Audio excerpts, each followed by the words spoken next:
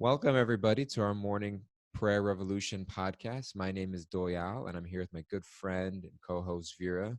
We lead a morning prayer in our daily podcast called Prayer Revolution because we believe that prayer is a vital part of life to guide us through difficult moments, through joyous moments, put us in a mindset to receive and to be guided by the divine will of life, by a higher power. And so I'd like to um, open it up for Vera Budger, who leads us in a morning prayer every day, put us in a heart space, and then we discuss about things going on in our lives, things going on in the world, and what it means to bring the mood of daily prayer into our life. So please, Vera, set the tone and lead us.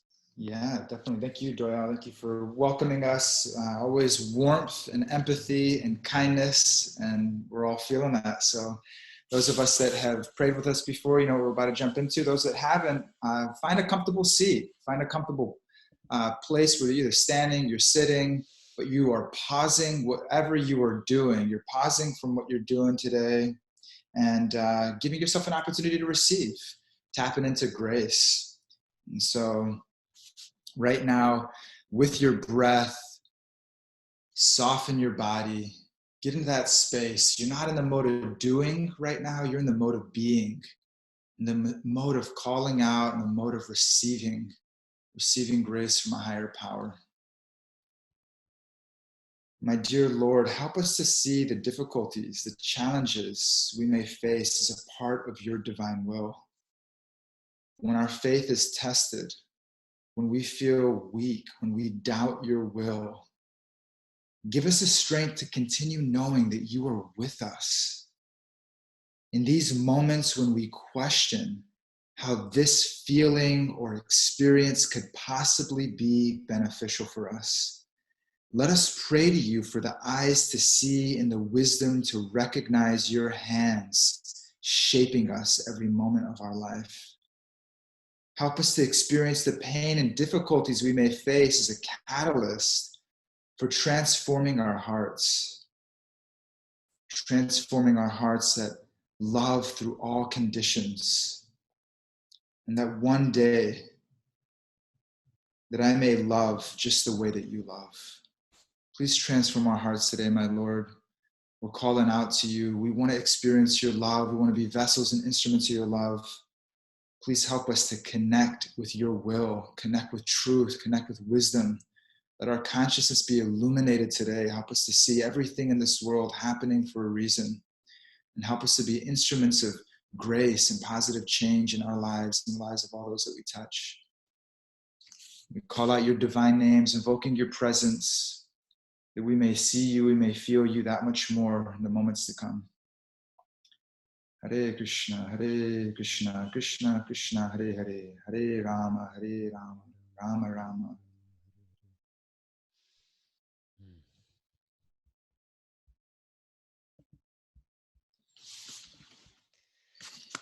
Thank you so much, Vera, for putting us in that space. I'm always deeply inspired by looking out at our live Zoomers who've got eyes closed and palms at prayer and tuning in and being with us. And thank you all those who are tuning in on Instagram Live also. If you're tuning in on Instagram Live, we'd love you to join us and switch over to Zoom. We said at one point announcement May 1st and we would switch to Zoom, but today's May 1st. And we'll make that switch at some point, but we want you guys to all join us on Zoom at some point. We have a live Zoom chat going on here. We can follow your Zoom boards. We also just launched yesterday our podcast on Apple Podcasts and Spotify. So please subscribe on Apple Podcasts. If you're a regular listener, please go there and leave us a 5-star review. It helps us out. We'd love to see your love. And thank you all so much for being here. Thank you for leading us in prayer, Vera. It was powerful for me to tune in and listen. A couple days ago, it was yesterday or a few days ago, we were talking about humility, and that humiliation precedes humility, and that each day there's a humbling moment where we're kind of caught we kind of get caught with our hand in the cookie jar, so to speak. And I had one of those moments yesterday that I wanted to share and put out there because normally during the podcast I'm thinking like, okay, like what verse or what section from a book or something we're going to reference or read or look at. And so sometimes I was looking at that. In the last couple of days, I was doing that during your prayer, Vera, during Vera's prayer. I was like looking at stuff. So then Vera sent me a text message afterwards saying, thanks so much for sending the shout out to Diana and for doing this and that. And just a little feedback. I've noticed the last couple of days, like during the prayer, you seem to be like looking up stuff or doing something. Like maybe, you know, it's not a big deal, but maybe you can like pause and pray with us. I was like, that's a really good idea. And I was thinking that, wow, like that's really it in a nutshell. That's me thinking that I've got to figure something out. Like I've got to figure out what to say. I got to figure out what to reference. I got to figure out where this is going. Rather than like, let me just pause with everybody else and get in that mood of prayer and recognize that like even like I'm not even leading this podcast. Like this isn't my podcast. This isn't your podcast. This isn't our podcast. This podcast has a divine purpose, like everything in our life. And allow me to also surrender that as well. Allow me to surrender that as well. And you know, and I was thinking of, we read yesterday from Richard Rohr, a Franciscan author, who was saying that, you know, how do I know if I'm acting out of my true self or my false self? And he said that I can gauge whether I'm acting out of my true self or false self by the degree to which I get offended. And if I'm feeling offended, I know that I'm acting out of my false self, because the true self, that the true identity that we all have is, he said, it's too big, it's too real, it's too grounded, it's too full in itself to be offended by petty things in this world. And so when you sent that text message, there was that sting of like, oh, like I got, like I'm supposed to be setting the example, and here I am, distracted, looking at other stuff while the prayer. And then he said, Richard Rohr, he said, it still stings a little bit, but the sting doesn't last very long. And you quickly get resituated in yourself. So it was like, oh, that sting of like caught, you know, like being called out, and then like, oh, like, wait, no, but like, this is Krishna speaking to me, saying like, listen, brother, like calm down, and like let me just kind of lead and guide this. So it was a very, very beautiful insight to me. And it was like it was just for me in general, like a life lesson of like, okay, like just be present in the moment and allow Krishna, allow God, allow divine will to just kind of guide. Like I don't have to think 2, 3, 4, 5, 10 steps ahead. I just have to be present here. And it's kind of like a car. Like, if you heard this analogy, like a car, like a light, like the lights, if you're driving in the middle of the night in a car, the light shines 10 feet ahead, and that's all you can see. So you just go those 10 feet. And then as soon as you go 10 more feet, you see the next 10 feet illuminated by the headlights, you know? And so it doesn't, you don't see the whole 10 miles ahead of you, you just see the first 10 feet. And so it's like, let me just be present in the conversation, whatever. Because I think, you know, I was talking with a friend yesterday, and or earlier today, and she was like, you know, my country is saying that, you know, we might not be able to leave for 3 years because of like a second wave of COVID, you know, and people are getting freaked out. And it's like, nobody knows anything. They're speaking out of their asana. You know what I mean? None of us really know. Like, let's just focus on today and the next step, and not project too far into the future. That was my lesson, and that was my meditation today. And somebody else was giving me solace. Our good friend tuned in and said, "It's okay. I just texted somebody during the prayer. I'm also busted." Yeah. So, anyways, I wanted to appreciate you, Vera, for looking out for me and having the courage to call me out, and also and it was a good insight for this podcast, and it was also good insight for my life in general. Like, wow, like how much of my time do I spend trying to figure out the next step, and I'm missing right where I'm here right now.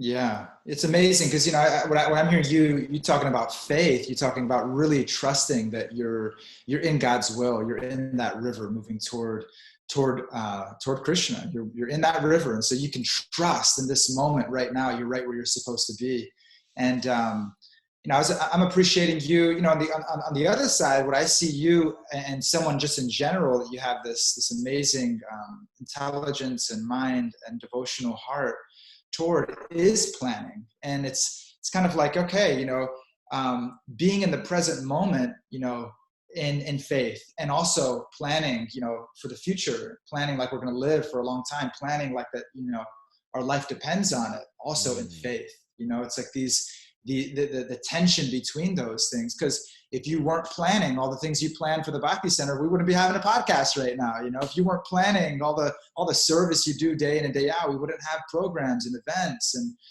people wouldn't feel taken care of, and people wouldn't feel that somebody is really attentive to their needs and what needs to take place. It takes that vision, it takes that planning down the road, and you do that so well. You do it with such a devotional mood. It's like, it's like if like, oh man, like, what I'm doing right now is for the betterment of human beings, planning a few steps. It's like, okay, I'm grateful that Doyal is planning ahead for all of us to continue having a community Mm. and programs and nourishment to come back to. And so like the tension between those principles, when is my planning, actually a lack of my faith, Mm. and an over dependency on my controlling nature and my intelligence and my senses. When is my planning actually blocking me from experiencing God's grace and experiencing that this moment right now, God has placed me right where I'm supposed to be? When does that become actually a Mm. block or an obstacle? And then Yeah. also, when we're not planning, we're not thinking about the future, we're avoiding, right? When does that become an obstacle and a Mm. blockage? Actually, in saying, no, you know what? There's a beautiful vision that God wants for all of us in our life. There's a beautiful castle, there's a beautiful temple, like St. Francis building the temple brick by brick. And the first church that he built, he restored outside of Assisi, that he's building it brick by brick. He had a vision, there was a divine inspired vision. And it wasn't, just like just this moment. No, it was moment after moment after moment, building something, building toward a beautiful vision. So when is, what we can avoid that also. We can avoid actually Mm. investing and believing that God wants us to live a truly fulfilling, meaningful life. And we could avoid that also. So Mm. I, I found that in my own life that sometimes I could just be so kind of focused on immediately what's happening in my life that I get kind of stuck in the obstacles, and I'm almost like stuck in the mud, and I'm like wrestling with God's will, and and it becomes like this real struggle. It's like a self-imposed struggle. It's like God's not asking me to struggle. God's asking me to pick my head out of the mud and see the brilliant sun shining in the sky, Mm. and the expansiveness of the vision. Yeah. And so, yeah, I feel that tension. I feel that tension in those principles, planning like we're going to live forever, praying right now, being in this present moment, living fully with fire right now. Like this is my last breath. Like this is my last day on this earth. And the Mm. tension between those. And so thank you for balancing the tension, Baba. Yeah, what I'm hearing, what you're saying is that in some ways there's a sense of letting go of my plans, surrendering that like planning nature so that I can relinquish control of how I think things need to be and just surrender that over. Like, I don't know what the next step is, so please guide my next step.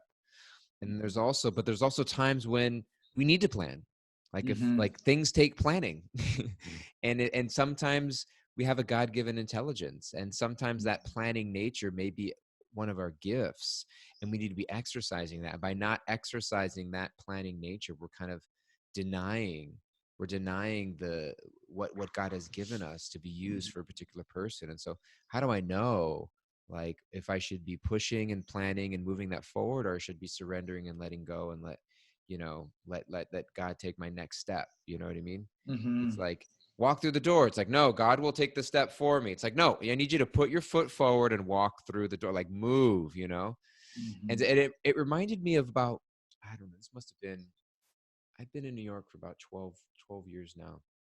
When I first moved here, um, the Bhakti Center has gone through so many developments and renovations. Like every floor of the building has been renovated, and some of them twice.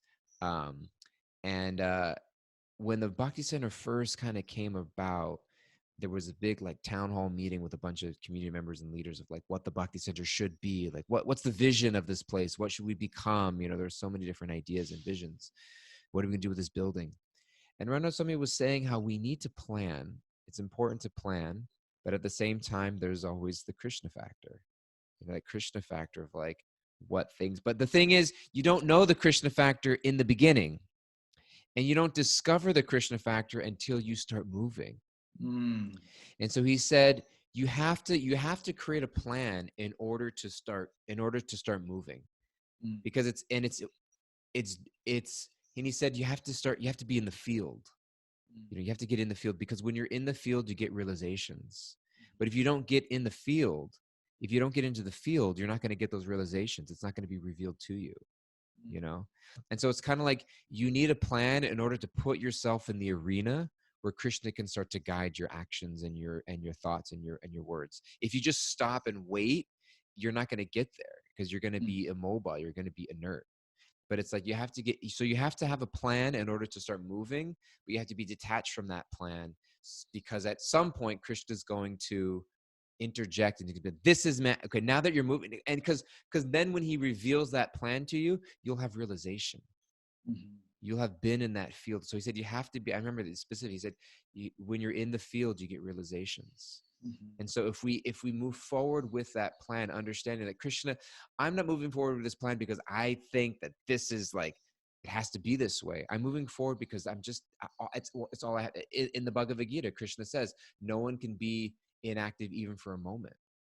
So I'm moving somewhere. So let me move in the best way I know possible. And at the same time, completely allow, please leave me completely open to be guided and redirected by you. Like, am I willing to take a step with full faith and confidence in the direction that I best know I can? And at the same time, am I fully willing to be redirected at any moment if that becomes clear and obvious to me?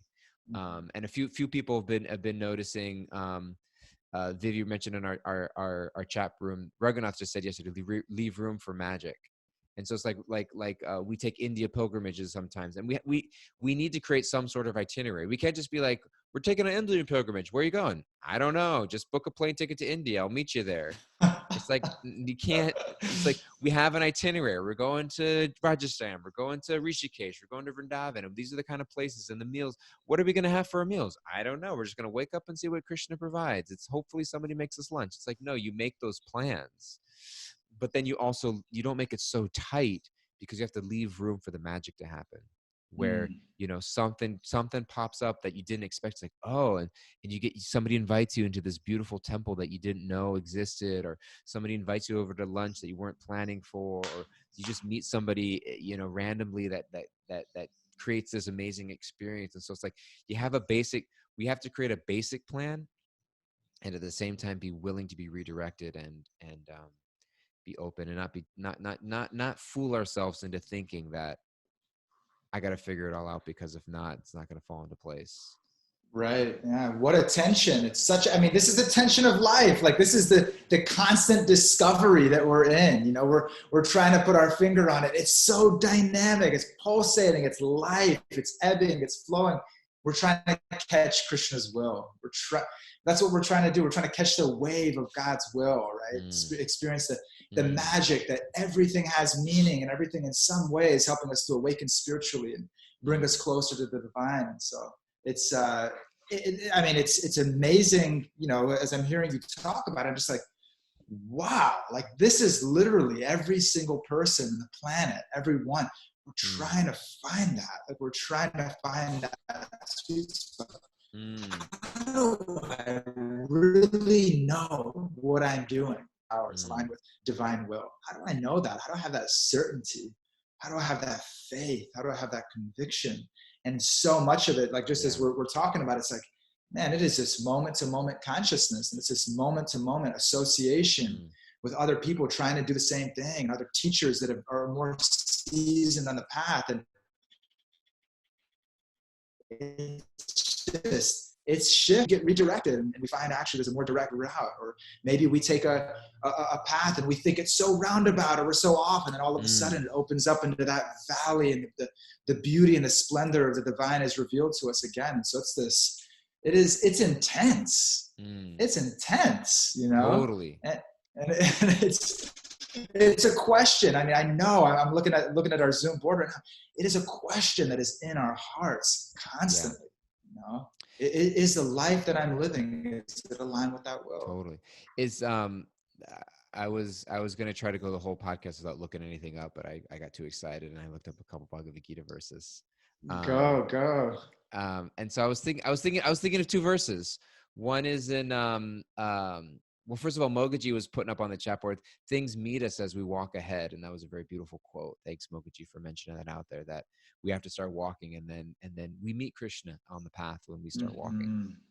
But I was thinking of in the second chapter of the Bhagavad Gita, where Krishna is saying to Arjuna, you have a right to perform your prescribed duty. You have a right to perform your prescribed duty. Or in this verse, it's prescribed duty is translated to the word karma. Karma means action, activity. You have a right to you have a right to act in this world, but you're not entitled to the fruits of action, meaning that like the results are not yours. So act with full force and full confidence, but complete surrender to the results. Never consider yourself the cause of the results of your activities, and never be attached to not doing your duty. Meaning don't be too attached to renunciation. You know what I mean? Like, don't be complacent. And so he's saying like, don't consider yourself the cause. And I think that's where a lot of planning comes from. I think I'm the cause. I think it rests on me. I think that if it's like, it's only me making this happen, and therefore I've got to like figure, and I think anxiety and fear, like fear is the opposite of faith, you know? And then I was thinking, relating that to the 10th chapter of the Bhagavad Gita. There's these beautiful verses in the 10th chapter, 8, 9, 10, and 11. Actually, I'm going to read all of them because they go together so beautifully. Verses 8, 9, 10, and 11 in the Bhagavad Gita are referred to sometimes as the Chatur Shloki, like the 4 quintessential, like it's all packed in there. And in verse 8, Krishna says, I am the source of all spiritual material worlds.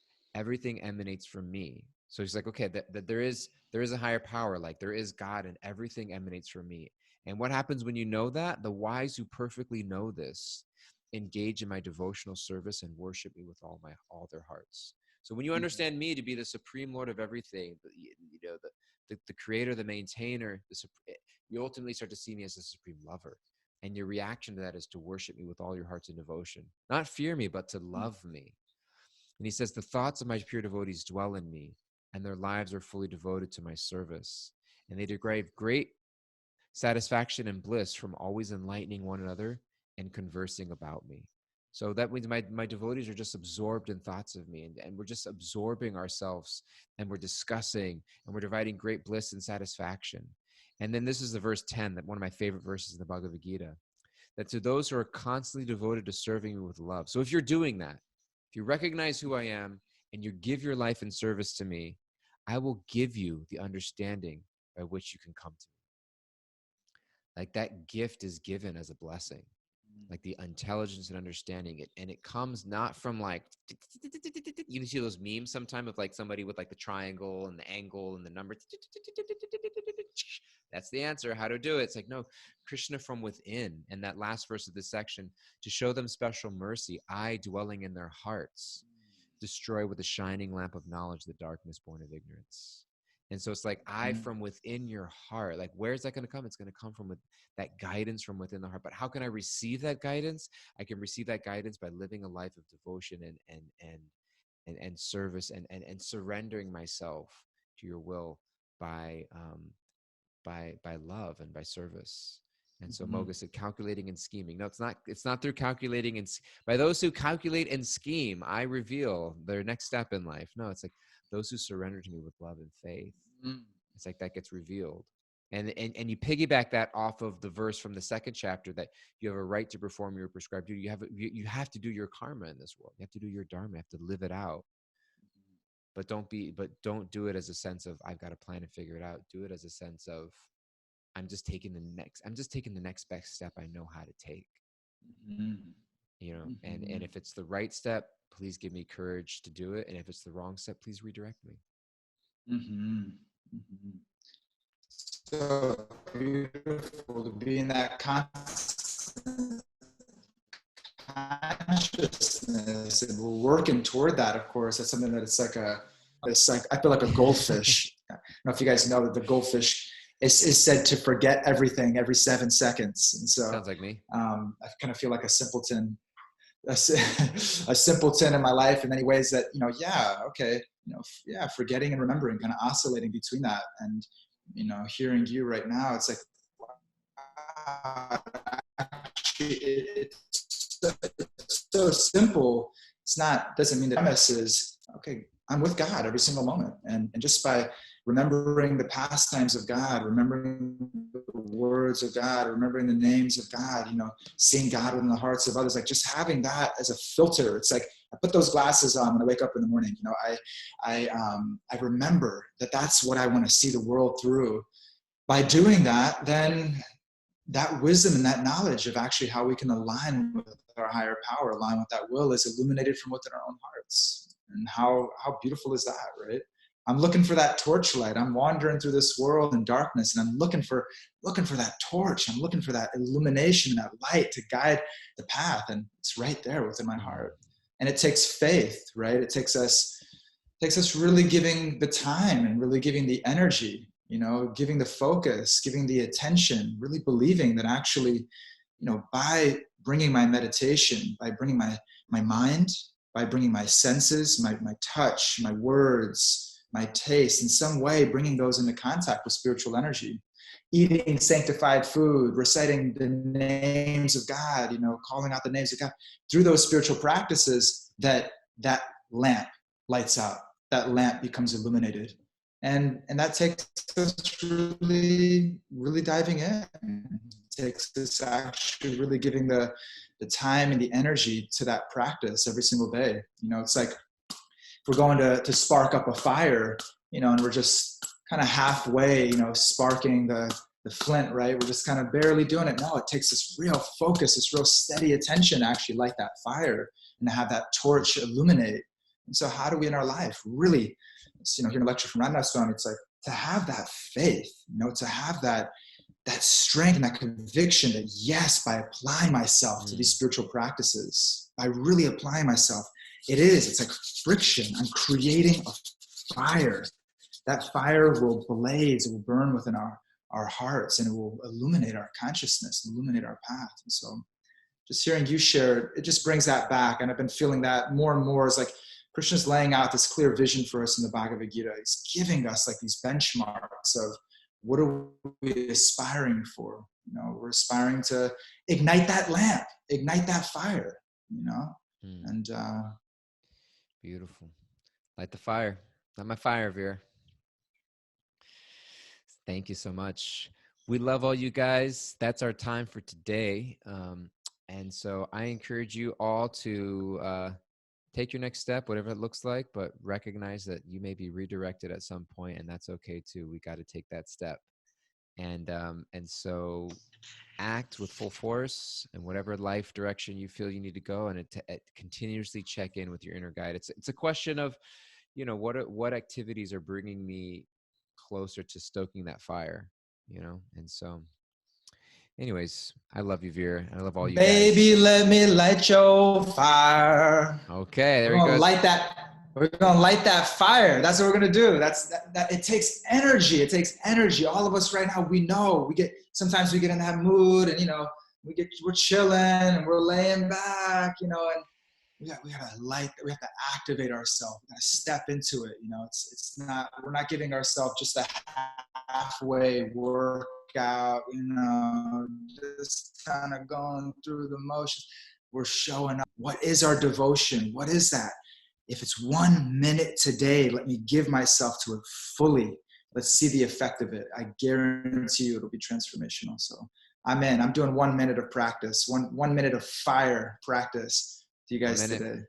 All right, sounds beautiful. I'm in. We love you guys so much. Thank you all so much for tuning in.